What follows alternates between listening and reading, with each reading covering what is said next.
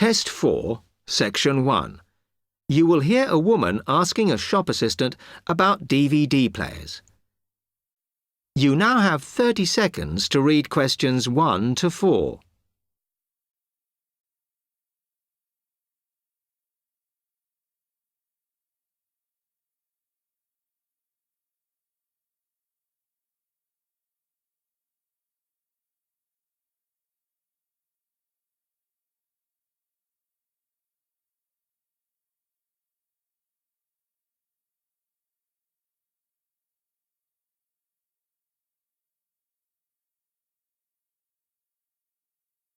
Hello, I'm interested in buying a DVD player. Can you help me, as I don't know very much about them? Of course.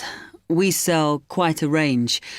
Actually, we're doing a customer survey at the moment, so I wonder if I could fill in this form about you, and that will actually help me to advise you on the best DVD player for you. Oh, OK. First of all, your occupation. Student. OK. Then, have you already got a DVD player? No, I've never had one before. Uh-huh. And how much do you think you want to spend on a player? I'm not sure, really, but I have got a budget. My friend said I should allow about £100, but I can't afford over £85, so that's what I'm working on. Mm-hmm. And do you watch DVDs very often? Depends what you mean by often. I don't know what the norm is. Is it about 2 a week? I suppose I watch 3 a month. That's enough for me. Yes. What sort of films do you like watching then? Action movies? Not really. Oh. My boyfriend always insists we watch science fiction movies, but I prefer thrillers. Something to get your teeth into. OK, just one more. Do you watch other DVDs? Ones that are not films, like music or something? Not much, because I don't want to spend the money on something I can watch on TV, but I occasionally rent out comedy programmes, and I fight with my boyfriend over all the sports DVDs he watches. You now have 30 seconds to read questions 5 to 10.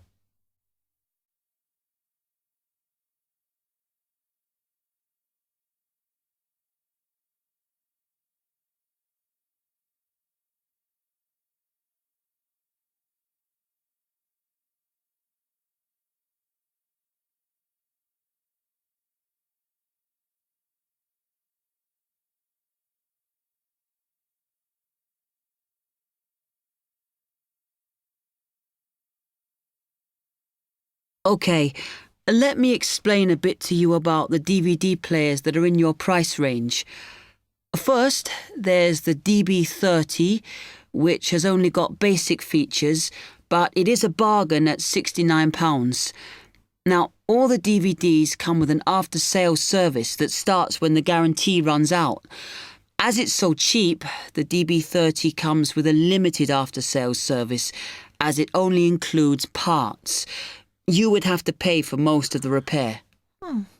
Seems OK. Then, a slight grade up from that is the XL643. This comes with an additional feature in that it has an extra button allowing you to record. That's quite useful. Oh, yes.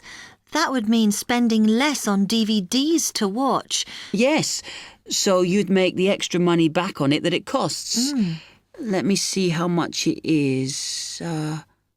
Yes, that one's actually reduced at the moment from £79 to £71.99. Oh. I think it's worth the extra myself. And is that the same level of after-sales service as the other one? Well, you get a bit more for your money because what we're offering is a discount on labour. So you don't pay the full price if you have to call an engineer out. I see. Then the last one is this Tri-X24. It's a very good player, and you can use it to listen to your CDs as well as watch DVDs. It looks nice, but I bet it's expensive. No, it's not top of the range. Let's see. Yes, it's £94. But what you have to remember is that includes insurance, so you don't have to pay extra for that. And it comes with a guarantee that's valid for 3 years, as opposed to the usual one. What do you think?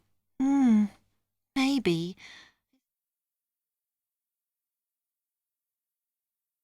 Test 4, Section 2. You will hear a salesman giving information to house owners about an alarm system. You now have 45 seconds to read questions 11 to 20.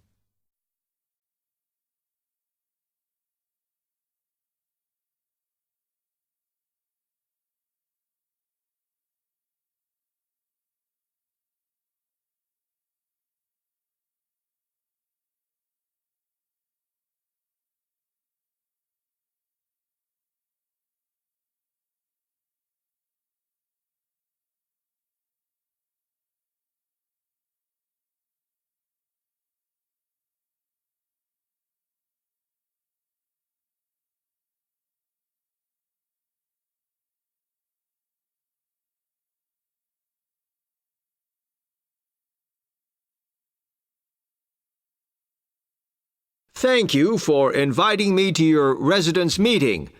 My name is Martin Pugh from Safe Cell Alarms. I'm going to explain a little bit about home security, and I hope you'll all feel a bit better informed, and perhaps that you will even purchase one of the alarms we sell. It is all too easy these days for people to break into our homes.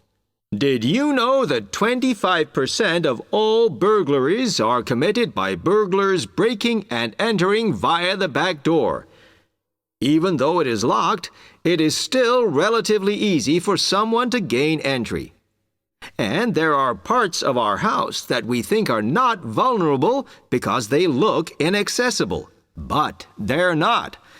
So, if you're trying to protect your home, you should make sure the top floor is covered by that protection, not just the ground floor. We believe that the only way to secure your property is by having an alarm fitted. Just having the alarm on the outside can put burglars off, and we also recommend that you warn them about the alarm. To do this, we suggest you stick a sign in the front window of the house so it can be seen clearly. This alone should be enough to dissuade a burglar before they start. Now, our company has a range of alarms on offer, and I brought several along for you to see tonight. But let me just explain a few things about them. First of all of our alarms are highly visible. They're colored red, and on the underneath, there's a blue light, which you can see whether they are switched on or not.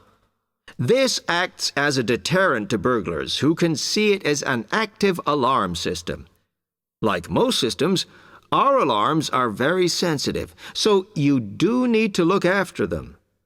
You may be surprised to hear that a cat can often slink around unnoticed under the infrared beams, but a spider crawling across them will set them off. Also, our system is a little different from some. Most companies offer an option that connects their alarms to the police station. All our alarms have an automatic link to our company office. This means we can deal with a situation promptly and can sort out any alarms that have gone off by mistake. Okay, let me tell you about the installation of our alarms. Later on, I'll show you some house plans and diagrams of how the alarms operate, but you don't have to worry about them being intrusive, as we normally put them in hallways rather than individual rooms. The diagrams show you how the beams work to cover the whole house in this way. Oh, one small thing while I remember is don't leave your security code in your house. A lot of people keep it in the kitchen or their study, but we suggest you leave it with a neighbor so that if there is a break-in, the burglars can switch the system off. Now, regarding the practical aspects of installation, I know that many of you are out all day, and I'm afraid we don't install the alarms at weekends. But we do offer a service where we can fit the alarm system in the evenings for you. But we do charge a little bit extra for that. Finally, we do offer a range of systems, so I suggest you look at the leaflets on our prices. And please don't be put off from investing in a more sophisticated system to protect your home, as we do allow you to set up a monthly payment if it's too much in one go. Okay, now if you'd like to come forward. Test 4, Section 3. You will hear a student, Alex, asking his tutor for advice about essay writing. You now have 30 seconds to read questions 21 to 27.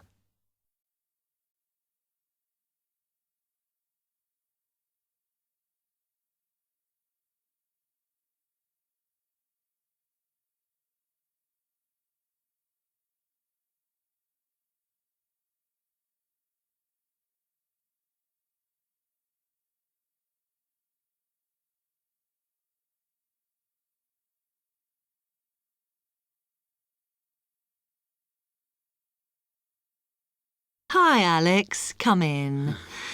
I gather you wanted some help with writing essays. Yes, I'm finding this first term difficult, and I'm worried about the assignments we have to do for January. Well, let me see if I can help. You shouldn't panic about it, because essay writing is a very straightforward process, really. What it involves is organising the information that you want to include. You shouldn't have more than you can easily manage within the word count. Make sure you haven't got too much or anything irrelevant. You need to look at that and work out what you need and what you don't need before you start. And then you just have to think about how you're going to put forward your argument. Oh, that sounds very straightforward when you put it like that. But I'm worried I haven't got the necessary skills for writing an effective essay because English is my second language. Well, perhaps you misunderstand the skills you need. You need to be able to analyse your data, and then I would say the skills of interpretation and expressing yourself are important. Perhaps it's this last one that bothers you, but the more essays you write, the more you will develop these skills. Yes, and I don't quite know how to improve at that. Though, as you say, I know practice will help. And I need to make sure I've got everything ready before I start. Yes. What is vital to good essay writing is preparation. So make sure you build in enough time to do the research you need. Are there any other sources I can use to help me with essays? Yes. You should go to the library and look through the reference section, because there are books that focus on the style we use in academic writing, and those will help you a lot. The other thing that you should think about is what happens when you've actually written your essay.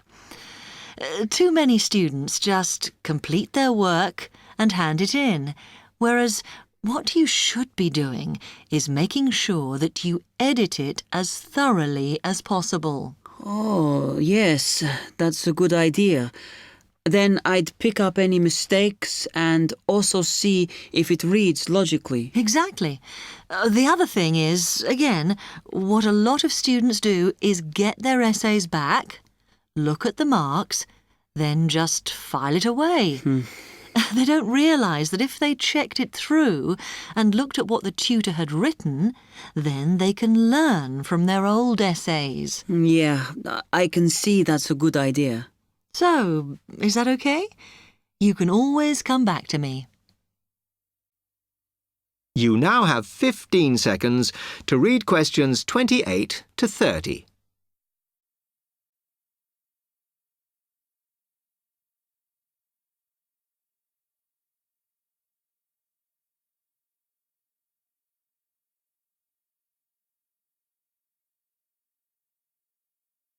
Actually, there were a couple of other things I wanted to ask you about essay writing. Uh-huh.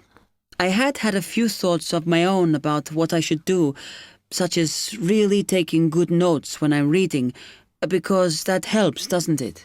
I think it improves your knowledge rather than your actual writing. But one tip I can give you is to try and not read too much. Otherwise, you end up including irrelevant material in your essay. Remember to stay on task. Yes. Sometimes I have problems interpreting the questions correctly, or the whole question seems overwhelming to me. What I try to do is highlight the key parts and divide it into smaller chunks so I can manage it. Well, you might find it useful to break it down even further by making sure you understand all the words perfectly before you start. Things like assess or comment and such like. Yes, I see. Sometimes, after an objective analysis, the question actually asks you for a subjective opinion. But you must remember to support your arguments if that's the case. One final comment I can make is about using your own words. You must try to do this as far as possible. You're expected to summarise what you've read, not just string together a list of quotations. In fact, you shouldn't have too many. Just use them where it's really important. Okay, thanks. Do you read other students' essays when you've finished? No. Why? Is that a good idea? Well, you can confuse each other, so I'd advise against it. But it's up to you. Okay. Thanks very much for your time. Test 4, Section 4. You will hear a tutor giving some business students instructions about a finance project. You now have 30 seconds to read questions 31 to 36.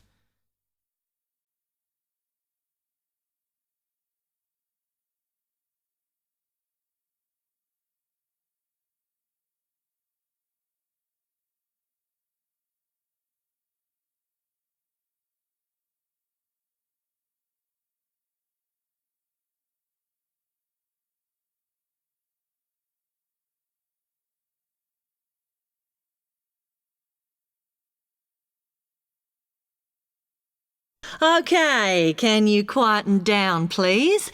Now, today I'm going to talk to you about your assignment. We've been studying the effects of the exchange rate, so I'm going to give you a project to do on this. Right, can you make some notes while I'm talking? The first thing that I'd like you to do in order to prepare this is to select where you're interested in. I mean, which country, and therefore which currency you're going to be operating in. OK, now the purpose of the project is to make money, and I'm hoping some of you will make a significant amount. So, I want you to suppose that you have £100 that you will have to invest purely in the rises and falls of the exchange system. In other words, you'll be trying to predict rates. This is a project that you'll be doing together, but before you work together, you'll have to go off and research what you need to know about the economy of that country and how well it's doing or is expected to do in the near future. You could all make up a little information sheet with your notes on, clearly legible, because then I want you to get together, we can do that next week, and to go round and read about each other's countries. When you see how well or badly each country is doing, I want you to decide what your exchange rate is going to be against all the other currencies. After that is all sorted, what you're going to do is go round the other students and attempt to sell your money to the others. Remember, this will depend on the success of your country's economy and the rate you fixed for your currency.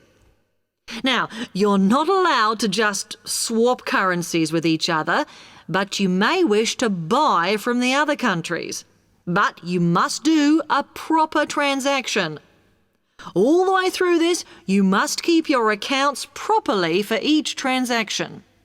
I'll give you 1 week to do this, and then we will set a time for the deals to finish, a bit like the stock exchange.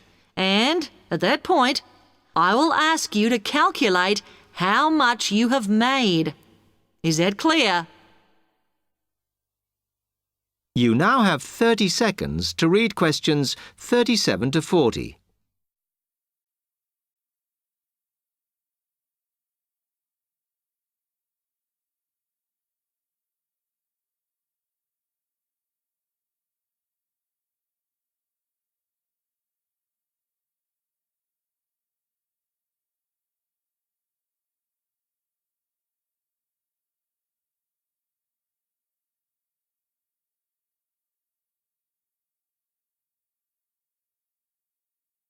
Okay, now before you begin that, there are a few things I want you to read up on to prepare. You need to look at the economies of the UK's main trading partners. I don't mean all of them, because that would be over 80, but just the 29 principal ones. There are summaries in the last 3 books on the book list I've given you. And so that you can practice applying the criteria on assessment I gave you, I'd then like you to focus just on one sector across all the countries. The most common one across every country is farming. But as much agricultural produce is for domestic consumption, I'd like you to look at manufacturing. Then I would like you to do a detailed investigation of one particular aspect. I was going to give you a choice, but I think as we've just started the course, it's better if we all look at the same thing and then we can discuss it in the seminars. So the thing I'd like you all to look at is fluctuations in import prices. Now, you need to do all that before you start the project, as it will help you assess the economies of the countries you'll be representing in the project. Don't worry, you've got plenty of time. Exam week is December the 8th. Then it's the holidays until January the 6th, so I don't need the project in till February the 5th. Is that okay? Now, any questions on this? Because it